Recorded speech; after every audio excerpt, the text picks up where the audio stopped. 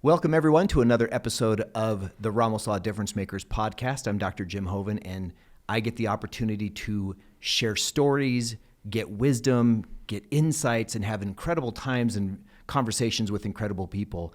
Today is really a unique and precious opportunity for me, something that I've been looking forward to for a long time, and I've actually had to cajole my guest today into coming back on the show because he and I did an episode, it's been months and months ago now, on some culture stuff. And so today, Ian Corella, our director of business culture, as well as our director of marketing at Ramos Law, joins me, and we're going to have a whole different conversation, one that I'm really looking forward to because of the impact that Ian is having on kids' lives through his side job or his side work away from the law firm. So Ian, welcome to the show. Looking forward to this conversation, my friend. And thanks for inviting me again, Jim. Are you kidding me? I've been trying to drag you and kick you to get in here, but you're always trying to deflect it to someone else, and let's get some other guests on. So today's the day. I'm just really good at finding people for you to interview. That's why. You are, but today this is an important topic, and I know we're going to have fun and it's going to be cool, but there is nothing more important to me. And I think from you and I, our conversation, leadership is just paramount to my DNA as far as how things go, right? Self-leadership, working out into conversations with organizations and teams, that kind of thing. But today, I want to dial that back and down into something that I think is really more crucial, and that's leadership of our youth, our kids. And you don't have kids, but you are involved in the lives of a really strong group of young men. I want you to basically start out the show with me by telling our listeners what you're doing outside of work to help these kids. All right. Yeah, so outside of work, I'm coaching volleyball on the side for a club in Arvada, and I get to assistant coach. I decided to assistant coach. They had originally asked me if I wanted head coach, and I just didn't think that my knowledge level of the game was quite there yet, but also with time commitment from work and stuff, I wanted to make sure that I didn't overstretch myself and also not commit to something that I couldn't follow through with. And so I ended up being assistant coach the last couple of years for their 18 National 1 boys team. And that means under 18, yeah, right? Under 18. So most of the kids are 16, 17, or 18 years old. And so pretty much I am assistant coaching them, and that allows me to kind of be a little less of the strategy side of things and actually use a little more sports psychology and kind of like personal development things with these kids. They had asked me to help out because of my college experience and getting into college to play athletics and play sports, and then going through that experience of just kind of my personal self-development of growing from a high schooler into preparing for college, into going to college, and then fighting through and playing all 4 years in college sports. Nice. So. Well, I'll tell you, sports has been decimated by COVID. We all know that. And I know that it has really affected kids for the negative. If they can't get to practice, if their seasons were canceled. I would love to hear from you because you'd started this kind of, a season or so before COVID, right? Mm-hmm. Was your first season. What did you see in the athletes in their mental health when they started missing tournaments and games and practices? Did you notice anything with respect to how they were as humans? I think sports have a very huge part in the development of our youth.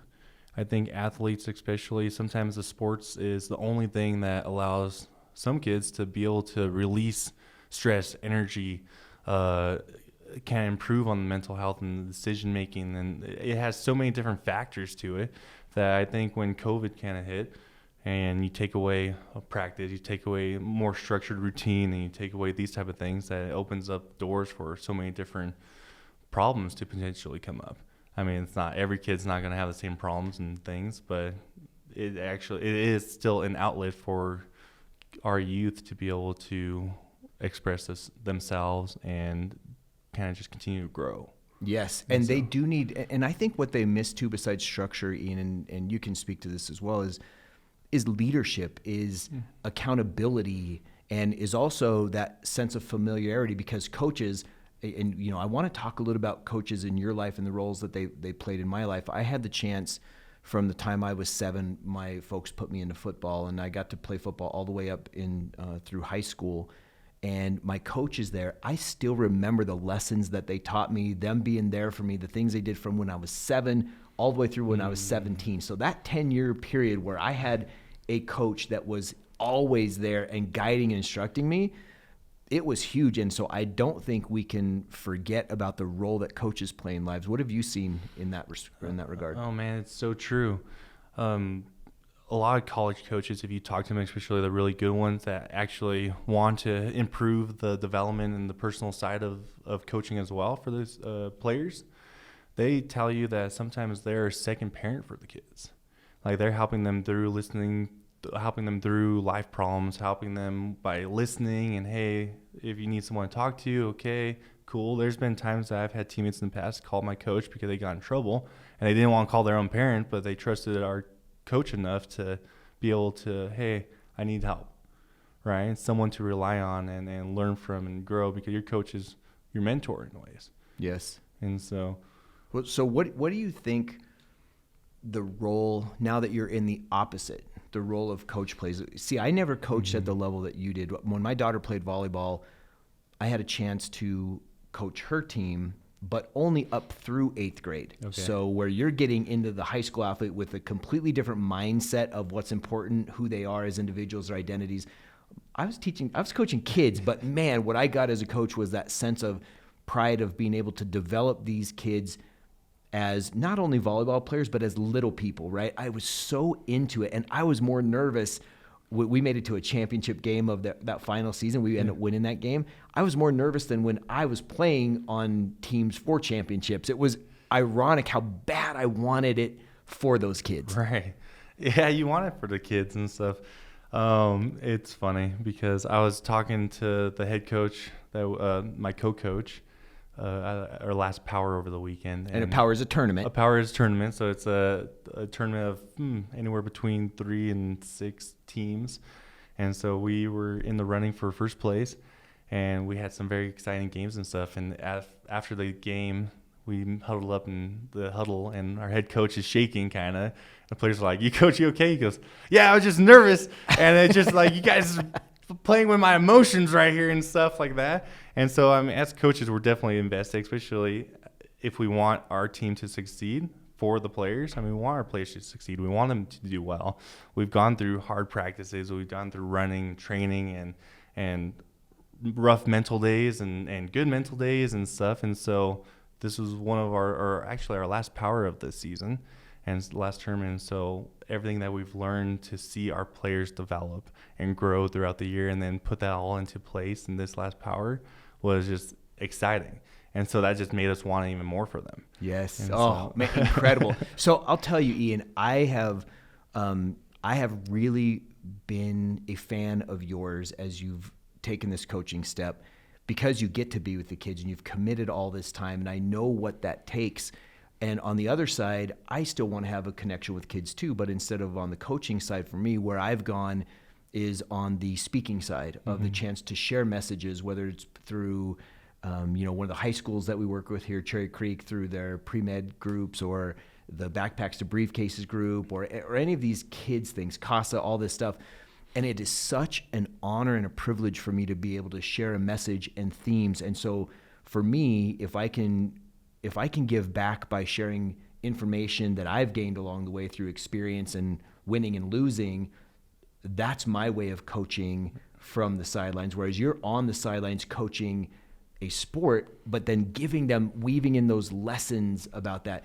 Can you share with the audience what you think some of the top lessons that you're trying to get into a young man's life as a coach are?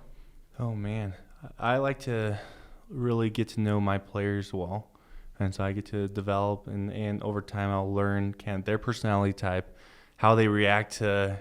Are you the type of coach that has to yell at this player to get them more motivated, or are you going to have to actually sit them not down, but like actually have a one-on-one talk with them? Hey, you could do a little different encouragement styles. And so my whole thing lately has just been kind of weaving in the life lessons into volleyball as well with my team. And so I've been working on, the attention to detail, matters for this. Hey, you guys are good. You guys did good at the last power. You didn't do great. This is the reason why these things are going to take you to the next level. We have players on our team that some are going to go play in college and some aren't. And so then you're adjusting kind of to those players too. I'm going to hold my college players to a different standard because I know what it's like to play in college and what they're going to have to go through to actually succeed there. Where the players aren't going to college, okay, I'm going to do a little more of a life lesson twist to that one and say, hey, this is a good thing for you in your job in the future, or just going through life, or just as a human being. This is where you can apply this to. That's brilliant. So, yeah, doing those type of things, holding our team leaders to more accountability of being able to rally in the team without us coaches having to step in line. And that's something that could take them to the executive level in businesses and things of that sort too. Indeed. So. You know, my son played lacrosse, our youngest. He played lacrosse, but he didn't start until he was a 9th grader. Now, here in Colorado, lacrosse is a pretty big deal. And if you don't play from the time you're young, you're really on the you're on the outside looking in. And he was a big kid, but he wasn't exceptionally fast, but he had good skills, so he made the varsity, but he wasn't an all-star. You know, he never, all through his high school, he started a handful of games. He was the backup at the end of the day for the superstar kid that played the same position that he did. And I'll never forget it that in the after senior season, his coach, they had their end of season banquet, and his coach was saying a few words about all the players. And when it came his turn, he said the thing he loved most about Connor was that throughout adversity, because Connor had experienced a little adversity at the beginning of his senior season, he didn't quit. And even though he wasn't a star of the team, he knew his role, and he was the glue of the team, and his attitude was always great. And so what that meant for me, why I was so proud as a dad, it wasn't the goals, the playing time, the lack of playing time. It was who he showed himself to be as a young man, and how that was going to carry him through, so that now he has a wonderful job. He just graduated from college. And I think a lot of those lessons he learned on the lacrosse field. Very true.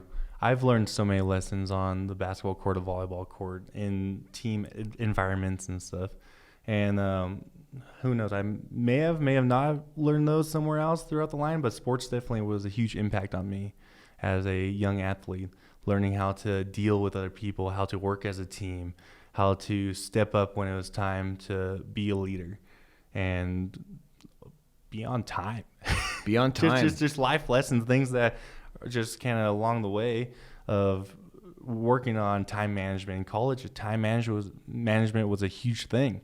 We played sports. I had an internship. I also had classes. I had to finish my studies. I needed to make sure I was still eating food because that was needed to be able to perform, and a number of different things.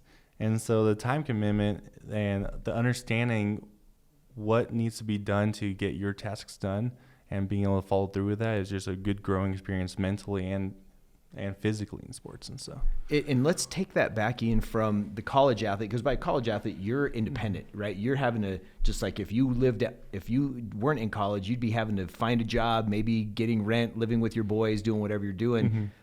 And so you're having to do that to survive kind of in a pseudo adult world. You're kind of on your own. Yeah. Now, talking to the kids that you and I talk to, right? These high school kids, and in my case, even some junior high kids, some of the lessons that I really want to teach them is that I'm working on right now with kids is the thought of possibility thinking, right? Of saying, what do I really want to do and why? Because everyone will tell you they want to be a gajillionaire and they want to do this, but that's societal. That's not from your heart.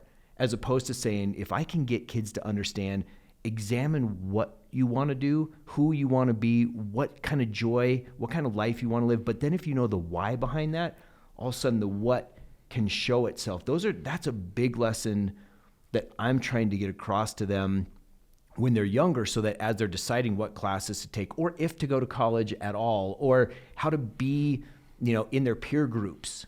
Should they say something? Should they go along? Like, all these things start from your heart and your vision and your mission. I think teaching that is critically important. Do you see that same kind of concept in the athlete side of following and chasing? And how do you instill that in the context of volleyball? Oh, man. Challenging question, Jim. I like it. I see that in sports and in volleyball stuff. And when it comes to a team thing, one negative attitude, one bad attitude on a team can really start to spread throughout the team, right? And it starts to affect their connectiveness. It starts to affect how well they're performing together, working together, and it could even affect their relationship off the court, on and off the court. And so I think if you could ask your question again one more time, and then I could kind of go from there. So let me kind of reframe it from what you just said. Mm-hmm. You start seeing negativity come in. So what I'm trying to get kids to do is to own who they are. Yeah. Don't let society, don't let your parents, don't let your church, don't let your school, don't let your team define who you are. You define who you are based on your spirit, and then you make your church, your school, your team, your parents, your family better, right? So I'm kind of flipping it, but now let's take it in the way that you're talking about. So now you got this negativity that can start seeping into a team. What do you do as a coach? Because again, negativity will crush any dream if it festers long enough, whether that's your drive for a championship or your drive to do well in school or relationships. What do you do as a coach? Right, to change negativity is a step-by-step process. Not really step-by-step, but just a slow process of really mentoring and teaching, okay, here's the positives. And you start getting a team full of people thinking more positively than negatively, then it starts to kind of push out that negative. Do you ask the other teammates to support the negative guy, or do you pull the negative guy aside and say, listen, you're hurting the team with your negativity? How do you approach that as a coach of a team sport? I think it depends on the situation. If it's a negativity on the court and stuff, sometimes we'll just call out the whole team. Like, hey, we're being a little negative. We need to pick it up, the positivity with this. Hey, if it's like one of my leaders, then I'll call the leader aside sometimes maybe after practice. Hey, you're a little negative there. As the leader, everything you do and your teammates are looking up to you, everything you do is going to affect them and how they react. Mm-hmm. So with positivity and everything, you need to be a little more encouraging. Here's some tips, like if they're saying something that's negative, they might not even realize they're doing it. So I have given my team some things to say, different ways of saying things to guide them towards the positive and help them kind of grow in that area too. So reframing it. Exactly. So, and I think that is so critical, because when you're talking to, especially to kids, we're all impressionable, right? Mm-hmm. All of us, we kind of mimic what we see done and the people we're around and all that kind of stuff. But kids are getting bombarded with information, and they're in a peer group that, whatever their peer group is, they're all kind of wanting to fit in. And so how you handle those situations, I love what you're saying, is knowing when to call it out publicly and when to pull someone aside personally, when to drive positivity in, and when to reframe. I love that. So like, for example, if someone said, you know what, we suck today, right? Like we're just playing horrible today. Being able to stop that, or in the case where I'm working, right, in the more on the life side as opposed to the sports side, if they say, you know what, I'm just not good enough, then I can say, listen, the more you say that, the more you're going to find reasons why. Because the brain, when you say a statement or ask a question, the brain is either going to agree with the statement or answer the question. The brain's pretty neutral in that regard. And so being able to go, okay, well, wait a minute. Why do you feel that way? Why do you feel that you're not enough? And they say, well, whatever. And then you go, well, let's look at where you are enough, and start building that confidence and reframing how they're looking at a situation. I've found, like you say, you can't overwhelm them because there's so much gap. They don't believe it. But if you can give them that bit of hope and just crack that smile, that cracks the code. Right. And even you can twist that to become a positive thing. Oh, we suck today. Sometimes maybe I'll agree with them. Yeah, you did. Yeah, honestly, you guys did. But now we got to learn from this. So now if you're feeling like you're not playing well or you're whatever, how do you pull yourself out of that? How do you learn to pull yourself out of that situation and start improving? Okay, I got to turn this around. Let's step it up. Okay, let's bring out some encouragement and positivity now from that situation. Recognize, oh yeah, we sucked, or we're not playing good, or we're being negative, and change it. Mm-hmm. And teaching them how to change that in the moment, which is a challenging thing, and not even professional athletes know how to do that sometimes. Right. And so just kind of working towards that thing. And I mean, that's another way of doing it too. And so there's times, because in the middle of a game, oh, we suck, you got to end that right there quickly. because it's game time. Next play, let's go. Yeah, I dropped the ball. Okay, don't hold on to it. Next ball, let's go. Those type of things. That's beautiful. Have you found that doing so now let's shift it from the mental game to the physical game. Everything from my perspective, there's a two-pronged process to achievement or success. There's a natural ability, and then there's a hard work ability. How hard are you working at your craft, at your skill, at your sport? Mm-hmm. You were just talking about, if you have a bad day, next ball, this kind of thing, next play. How are you finding in developing and I'm particularly interested in volleyball, in men's volleyball, because here in Colorado, it's growing, but it's not like it is in, say, California or New York or one of these mm-hmm. places, right? The men's game, the U18 game. How are you working with them doing reps versus just gameplay to try to develop these young guys who maybe haven't played a lot of volleyball in the past? How has that shown your ability to raise their skill level? And so I'd have to give a lot of credit to our head coach on that too, with just his knowledge of the game. He played past high school too and stuff, and so he just has the extreme knowledge of those type of things. And I've learned a lot from him too. And so from what we've been doing, and about half of our team this year, this is their first time ever playing organized volleyball. And we've been competing. We went to a national tournament in St. Louis, and we took 5th place overall. And so we are competing. We have athletes. It's just now fine-tuning and the focus and everything into, okay, this is volleyball. This is how this goes. And I've been relating a couple of our players who are basketball players. I've been relating the volleyball skills side to them in basketball. So something they can connect to and help them drag. Exactly, I love that. Something they can connect good. to, something that makes the connection, the memory. And like, okay, so like in basketball, it's like a layup. So this slide's going to be like a layup. You take your 2 steps, jump off 1 foot, and go. And so just kind of a number of different things. And then there's some players that may have never played sports at all. And so then you really got to break it down. Mm-hmm. Okay, this is where you go. All right. If the ball comes, okay, you got to adjust. Those type of things. You can't break it down from a more simple level until they start catching on and stuff. And a part of it is also the learning style of your players. I have a player that picked up so fast. It's his first time playing volleyball, really. But he played other sports, and he just picked it up so fast. And so you could tell him, and okay, it's like this, boom, okay, got it. Then there's other players where you just kind of got to be more consistent with reminding them, okay, remember we talked about this. Okay, there you go. You go here, do this. And then there's some players that's all effort. Hey, how do you motivate your player to give effort 100% of the time? And yeah. Wow. You know, there's a book called The Talent Code. Talent as in how much talent you have, the talent code. And it talks about breaking skills down, physical skills, into the smallest possible parts that you can, and then having the team or the athletes, and they were talking specifically about soccer as part of this book, and just break that piece down until they master that piece. And once they have that short piece down, then add another piece. Now you're getting all the reps from piece 1 plus piece 2 and piece 3 until you eventually you have a string of actions together that create a flow within the part of the game. And so I'm hearing you say that for some type of athletes, if they need to look at that skill from the very beginning, it's literally helping them understand, here's how your hands go. Let's get your hands there. Let's get your hands there. Hands. Now feet, feet, feet. Now we're going to work on hands, feet with a pass. Mm-hmm.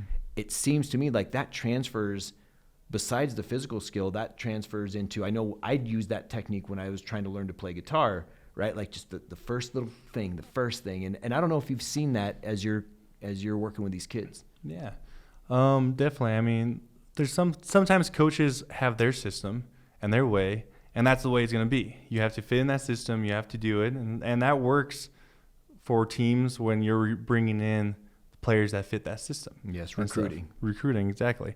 But when you have a team, for sometimes in club, you're not picking all your players all the time. You're going to have a hodgepodge of different types of people and players.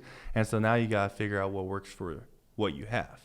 And so, that's where the psychology side, or the figuring out how this person learns side, or the where is this player on the physical ability side of things. Are they super athletic or not very athletic? Okay, if you're not really athletic, then you really got to work harder. Everyone should be working hard, of course, but if you're not athletic, you really have to bust butt to be able to compete with the athletic guys. Yes, especially in a program like you're in, where this is a club program, and so if you're going to play on the club team, if that's your goal, then you have to be able to rise to those challenges, right? Exactly. And I mean, for example, people always use Tom Brady as an example of not the most athletic guy. I think he's pretty athletic to me, but that he's not the most athletic guy, but he was always in the gym earlier before other people. He was always working his butt off and working super hard, and he excelled and surpassed athletes that are super athletic, but that don't try as hard. Right. I mean, some people take their athleticism for granted, and they don't work as hard as they could have. They could have been in the pros, but they stopped at a certain level because they didn't try as hard as they probably should have. Yes. Or committed away, and that's fine. I mean, if that's what they end up being with or being happy with, then that's cool. And the pros aren't for everyone. That's a whole different level of stuff. College basketball is not for everyone either. And then high school basketball, I mean, it breaks it down. There's certain levels and certain things. I think high school sports, anyone should be able to participate in it if they want to try hard enough. I agree.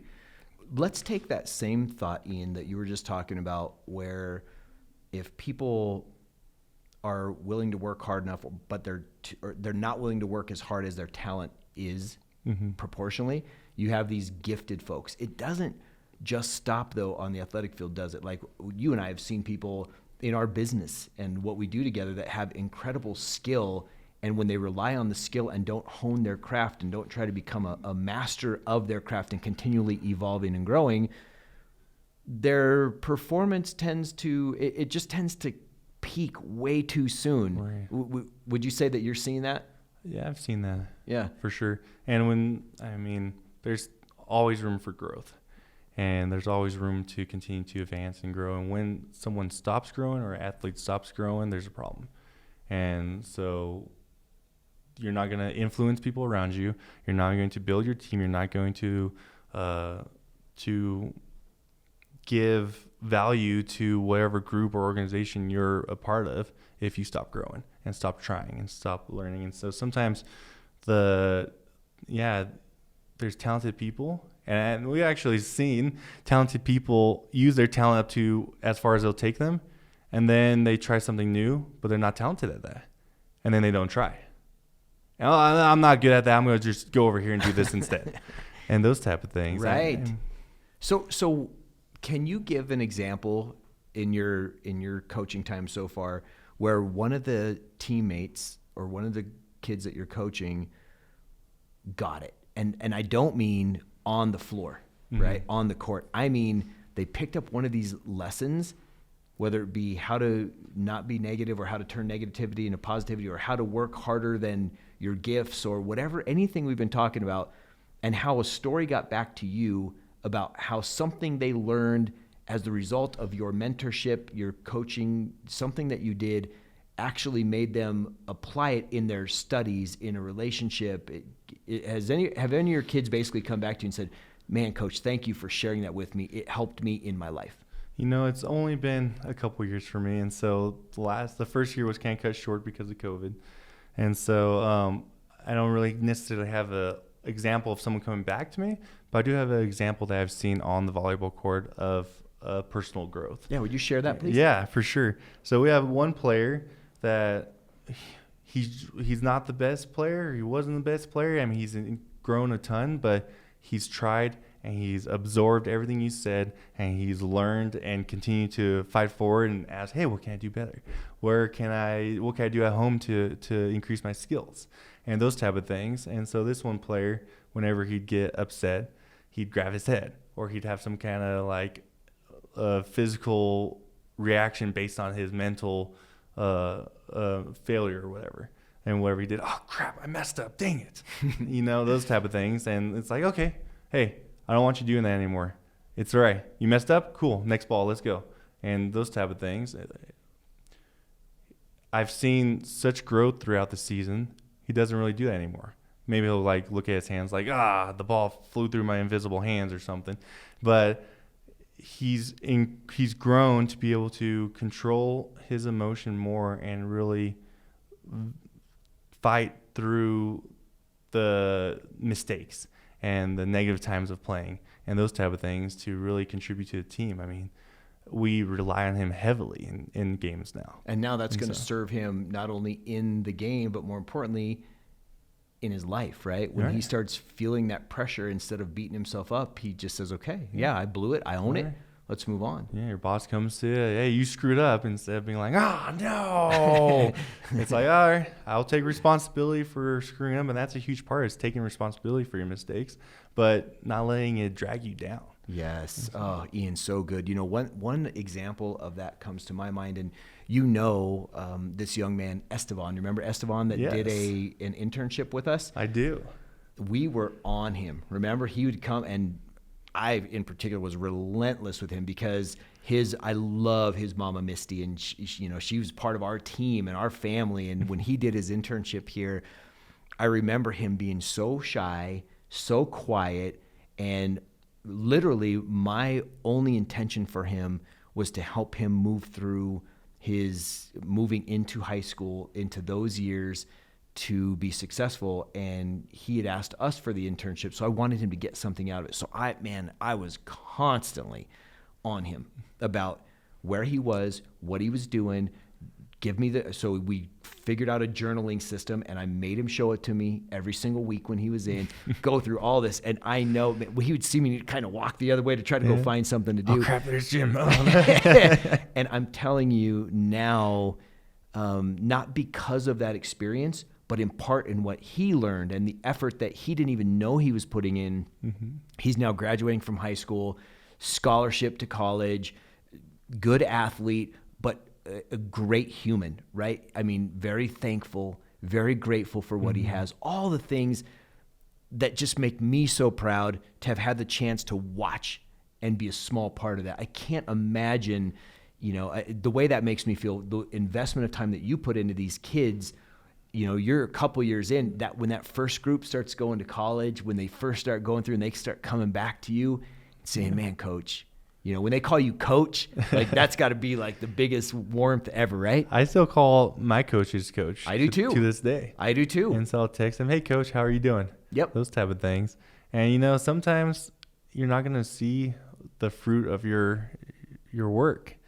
Sometimes your players aren't going to come back to you, but they may have learned something from you, or they may think of you, but it doesn't always mean they're going to come back to you. And so you're just doing your best to try to grow these people, these young men to young women, whoever you're coaching, to the best of your ability and lead them in the right direction, hopefully more positively than negatively. We're not perfect as coaches either. Yes. There's times we lose our anger or we get frustrated or whatever. Hey, I told you this 5 times. Why aren't you doing it? That's right. Go on, pick it up. Yeah, exactly. But that's also a growing experience for coaches too, to learn to develop their ability to control their emotions and be able to instruct and lead in a more positive manner.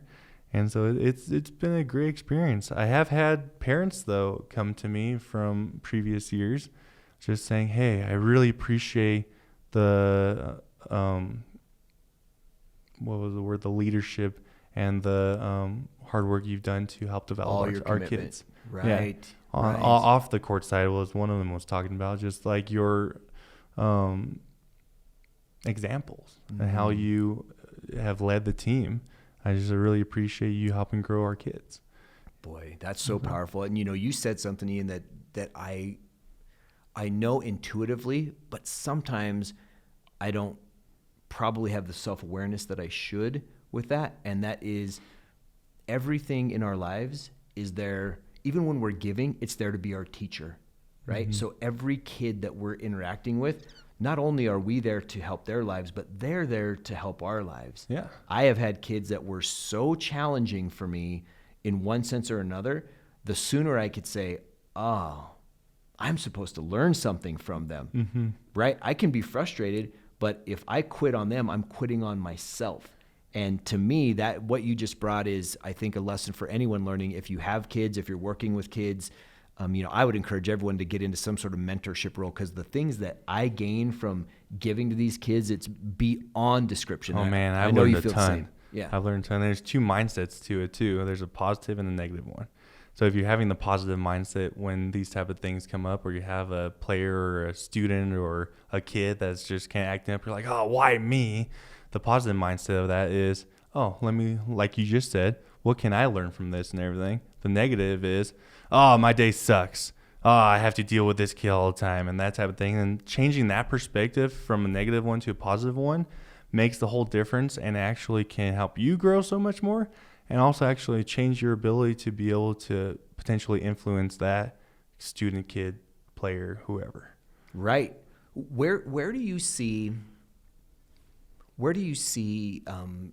the importance and the role of mentors, whether they be through coaching or whether they be through one-on-ones or small groups? And how does that weave in with two things? Number one is the parental relationship, and number two, their peer groups or the school teacher relationship. Where do you see, is it, in other words, let me reframe the question. Is it, in your mind, is it critical for all kids to look at having mentors, or just some kids? And should we as adults put priority on finding some way to give back to the kids? I think mentors are important no matter what age you are. I think in kids, it's huge in their development and stuff. A lot of times kids have mentors and they don't even know who the mentor might be. Oh, they might not realize, oh, my parents are actually my mentors. Or this uncle of mine is my mentor, or whatnot. My coach is my mentor, and they might not connect that two dots. But as a mentor type person, you know you're a mentor to them because you're feeding into their life and helping them grow and doing what you can, whether or not they realize it, to lead them in the right direction the best you can. And as parents, I think that's what a lot of parents do. Okay, I'm not a parent, and so you parents out there might be like, he doesn't know what he's talking about. But what I think is that's a parent's goal and job is to lead their kids in the right direction to the best of their ability. Parents always say, oh, I screwed up as a parent. Oh, did you though? I don't know. I don't know if you did, because you definitely help them in certain ways and things, and especially when a kid grows up and becomes the Jim Hoven of the world.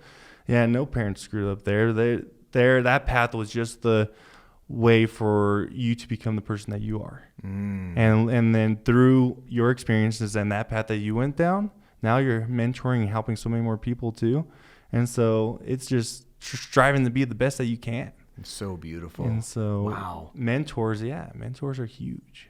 So as we wind down the show, I'm going to ask you a couple questions, and I'm going to answer one with you, and then I'm going to let you do the second one all on your own. Sounds good. Here's the first one. If there's a single lesson about leadership that you've learned, read about, seen in action, or would want to throw out about specifically to leadership to anyone listening, what would that be? And I'll start on the mind, because I have one that's interesting that I learned from a guy named John Maxwell, and I have so much respect. I've learned so much from John Maxwell. He's kind of a leadership guru. I've read lots and lots of his work, spent a lot of time with him. But one thing that really hit me was that essentially the leader in the room is the one with the influence. It doesn't matter what the title is, that the true leader is the one with influence. And so that goes to two directions. One, as leaders, you should be saying, I want to own and earn the mantle of leadership, not just the title. And so then on the other side, if you're a kid in a peer group, or anyone of any age for that matter, if you're not a quote unquote leader, it doesn't mean that you don't strive to have the influence, the right influence, because when you have the influence, people follow the influencer far more than they follow the title. So that would be mine. What about you? You could be a silent leader. Silent leader. Yeah. The influence guy, the person in the background, but that speaks when it's time to speak, and they may not be in front of everyone on the pedestal always talking. Sometimes some of the best leaders lead from the group. Love that. And so what about you? Do you have a favorite piece of leadership wisdom that you've seen, demonstrated, heard about, learned? Oh man, when it comes to leadership, leaders come in every size, shape, and form. And as a leader, the important thing is to build a relationship with those you're leading. I think as a leader, sometimes people do the whole hierarchy thing. I told you what to do, or I guess that goes more into boss, not really leadership in some point, but people see leadership as almost like a boss. The title like thing. The title thing. Do this, do what I say because I'm your leader or I'm trying to lead. But a leader really is there in the trenches, connecting with their teammates, being vulnerable sometimes. In order to build a relationship, you have to be vulnerable. And with that comes some risk of being hurt or making mistakes or whatnot. But also, when you're building that relationship as a leader, you also have to make sure that you don't get too close to the person, because then that can influence your relationship in the wrong way too. And so it's a fine balance of relationship versus mental thought process, I guess is the word. I love it. I hope that answers your question. No, it does. It does. You did great. So one more question. What is the best piece of advice that you've ever been given? Or the best thing that you've learned that would now be that best piece of advice that you would pass down to our listeners? We may need to edit right here so I could think here for a second and put it back in now. Best piece of advice. Put me on the spot, Jim Hoven. I think one of the best pieces of advice that I have either learned or heard from someone is just learning to, I don't know if this is even really advice or not, but just personal growth in myself is learning to control my emotions and not lead through emotion, but lead through actually thinking through the steps in the process of things. And so, for example, if someone comes to you and I screwed up, blah, blah, blah, I did this. Normally, if you're that passionate about things and everything, or you're just in the mood, you're going to get mad at them and yell at them. Well, why'd you screw up? Blah, blah, blah, blah. And instead, it's more like, okay, take a breath. I guess that's another advice, is take a breath and let that oxygen come into your brain. Then you could think properly and actually work through a solution to this instead of yelling, because that doesn't build, that doesn't grow, that doesn't, not positive. It just tears down more. And so learning to turn that into a positive and, okay, where can we grow from here? Sometimes we can't fix that part. The car's already damaged. You got in an accident. But what we can do is move forward from this.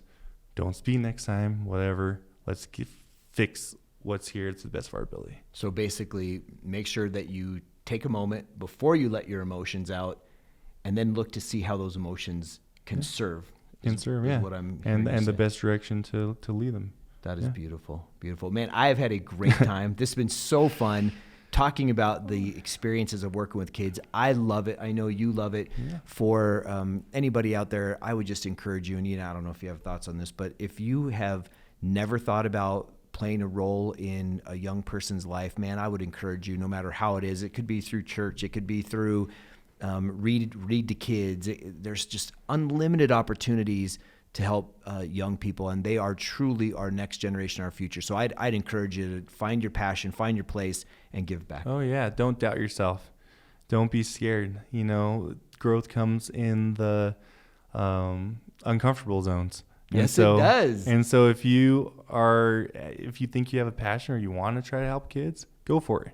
Don't overthink it. Try to find a group to get involved with, and just take it one step at a time. You're going to grow too. Amen to that. Ian, what a wonderful show. Thanks, my friend. Yeah, continued thanks, success, continued growth. I love watching you do what you do, so I'm your biggest fan. All right. I appreciate you. You got it. Hey, everyone. Thank you for listening. Take care. Have a wonderful day.